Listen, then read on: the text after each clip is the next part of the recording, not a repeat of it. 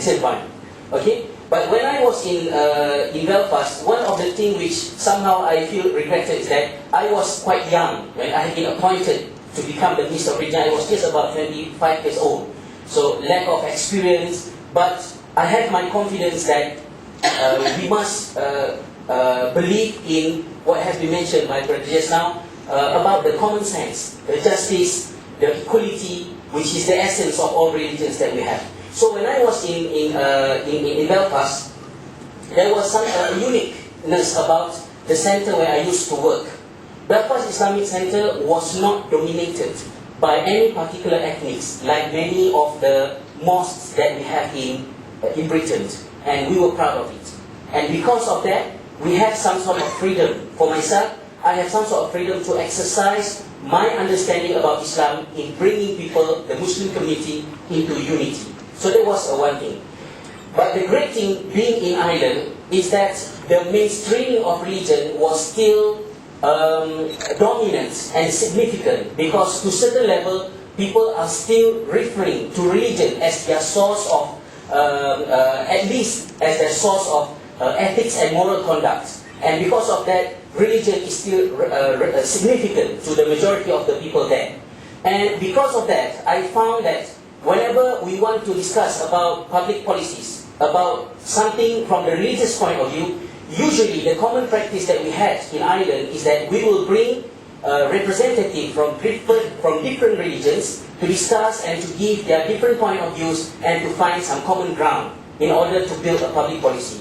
I would like to give you some one simple event regarding this matter. I have been invited to present a paperwork under the title of Euthanasia, Mercy Killing, for the medical students in the Queen's University of Belfast. And we were there were three representatives, me for the Muslim community, and we had a representative from both Protestant and Catholic Church. So both representatives from Catholic and Protestant Church, they were emphasizing on the importance of involving the chaplain who work in the hospital in decision making regarding the mercy killing. But as for myself, from the Islamic point of view, my emphasization was more on who should not involve in this decision making. This is from the Islamic point of view. The first one, for example, those who from officers from the organ transplant department, one, and the second one, the inheritors from the family members, because there might be some personal interest on the decision making. So whenever we discuss this matter, we came to the conclusion that the ideas that have been given by the representative from both Protestant and Catholic Church, and what I have been given from the Islamic point of view, actually we were complementing each other. And we proposed to the health service to make use, to make benefit of the ideas that we came up from the program. So this is something which I appreciated when I was there. So, but the one thing, I won't take too much time, the one thing that I remembered, which was the challenge that we had in Ireland in particular, and also in Britain, is the problem with the education. When I mentioned about the education, I meant both formal and non-formal education. For the formal education, we found that most of the schools in Britain, the elders were trying to bring the syllabus from Egypt, from Saudi Arabia, from Malaysia, from Morocco, to the schools where the children are going to be educated with the syllabus, while they actually fail to acknowledge that their children are very much different from the elders.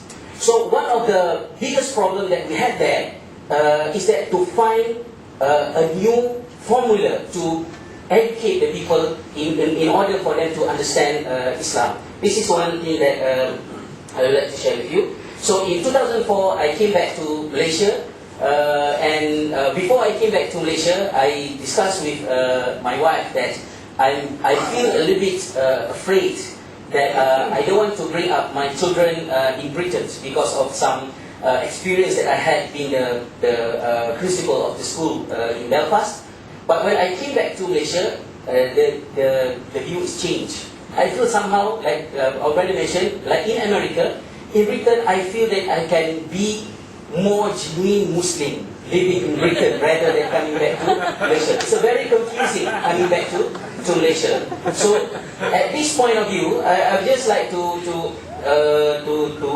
point out, even though Mr. Saiful just now addressed that Muslims in Malaysia, they had the opportunity to learn about Islamic studies, but from my personal observation, I don't think that the Islamic studies that we have here in Malaysia is actually benefiting Muslims to become the genuine Muslim that can justify Islam as blessings to the Malaysians. Or even the education is the source of the problem. So I want to discuss a very small points about the education. I found that in make it short, yeah. Okay. I found that in history, because I'm a student of history, we found that as early as in the 19th century, Muslim thinkers like Rafiq al-Tahtawi, for example, and Muhammad Abdul, they had already proposed tremendous ideas about the reformation in education. For example, Rafiq al-Tahtawi emphasized that Muslim, in their way of receiving education, indoctrination, memorization, a kind of education, will never prepare themselves to face modernity at that time. So he proposed that Muslims should have more engagement in exercising the faculty of reason, discussion, questions and answer. And these are things that which were lacked from the Muslim education that we have, both formal and non-formal education that we have in Malaysia. But the idea of educational reformation that we proposed by scholars like Rafiq al-Tahtawi, Muhammad Abdul and etc. has been left aside, and people were more concentrated on the reformation in politics and the struggle of power. So this is something that I believe is not supposed to be in that way. So my very last point of view, I'm not the main speaker today, is just that the last thing that I want to share is about the experience I had. In June 2007, just a few months ago, I had joined the committee under the JUST, international organization, international movement for a just world, and we were organizing a program which is known as Inter-Civilizational Youth Engagement Program, and we were honored to accept Mrs. Karen Armstrong as one of our main speakers in June.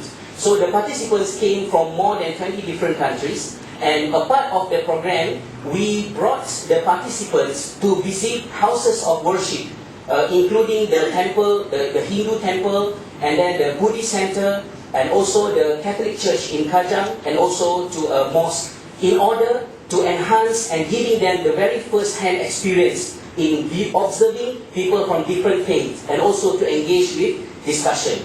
But unfortunately, we had a very bad experience when we went to the mosque, unfortunately, because the officers in the mosque say that we do not welcome non-Muslim visitors.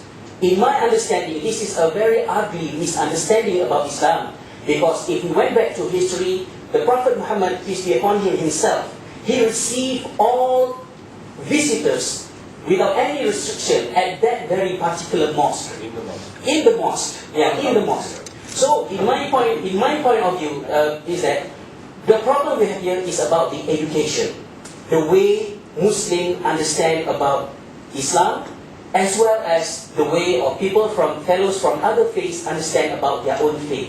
So, as a key point of what I have been mentioning just now is that we must go back to the basic of the problem is that we should encourage to have a better education, and that is for more reasoning and more engagement in dialogue, as I mentioned just now. So through education, we will differentiate between the genuine Islam, which can be justified as the blessings for Malaysians and for the entire nations, as apart from Islam as a pseudo-religion which leads to disaster and crisis. So that's all from me for this session. Thank you.